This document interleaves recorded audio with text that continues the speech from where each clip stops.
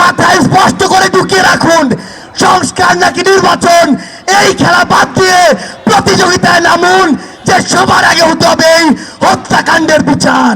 এই যে জেনারেশন, এই জেনারেশনকে ভয় করুন।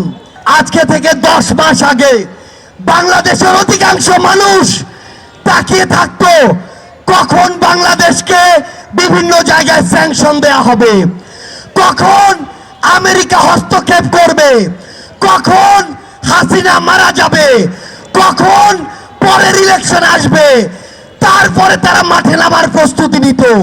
কিন্তু যেই ছাত্র জনতা রাজপথে নেমে জীবন দিয়ে এই খুনি হাসিনাকে দেশ ছাড়া করেছে, তাদের জীবনের এই যে হত্যাগুলো, এগুলোর বিচার হওয়া পূর্ব পর্যন্ত বাংলাদেশে অন্য কোনো কিছু নাম নেয়া এই অন্তর্বর্তীকালীন সরকারের মুখে মানায় না। রাজনৈতিক দলগুলো আজকে সময়ের বিবেচনায় প্রতিযোগিতায় নেমেছে, আগে সংস্কার নাকি আগে নির্বাচন। মাথায় স্পষ্ট করে ঢুকিয়ে রাখুন, সংস্কার নাকি নির্বাচন, এই খেলা বাদ দিয়ে প্রতিযোগিতায় নামুন যে সবার আগে হতে হবে এই হত্যাকাণ্ডের বিচার। যেই তাপস নানক কাদেরদের প্রত্যক্ষ মদদে এই বাংলাদেশে খুনি হাসিনার হুকুমে এবং ভারতের প্রেসক্রিপশনে এই পিলখানা হত্যাকাণ্ড হয়েছে, শাপলায় হত্যাকাণ্ড হয়েছে, জুলাইয়ের হত্যাকাণ্ড হয়েছে, সেই হত্যাকাণ্ডের বিচার হওয়ার পূর্ব পর্যন্ত এই বাংলাদেশে অন্য কোনো কিছু কখনোই প্রাসঙ্গিক হতে পারে না।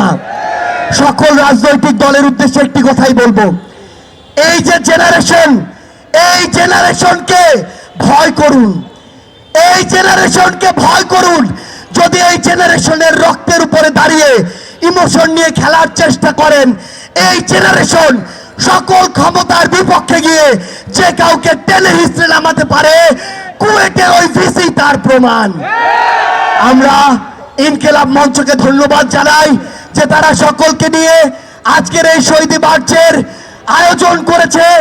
এই মঞ্চের সকল শহীদ পরিবার, সামনে থাকা সকল আহত যোদ্ধাকে সামনে রেখে একটি কথাই বলি, এই অন্তর্বর্তীকালীন সরকারের সবচেয়ে বড় লেজিটিমেসি হচ্ছে এই শহীদরা, এই শহীদদের হত্যার বিচার করার পূর্ব পর্যন্ত এই অন্তর্বর্তীকালীন সরকার যদি অন্য কোনো কিছুর চিন্তা করে, তাহলে তারা তাদের সারা জীবনের এই রক্তের দায়বদ্ধতা কখনো এড়াতে পারবে না।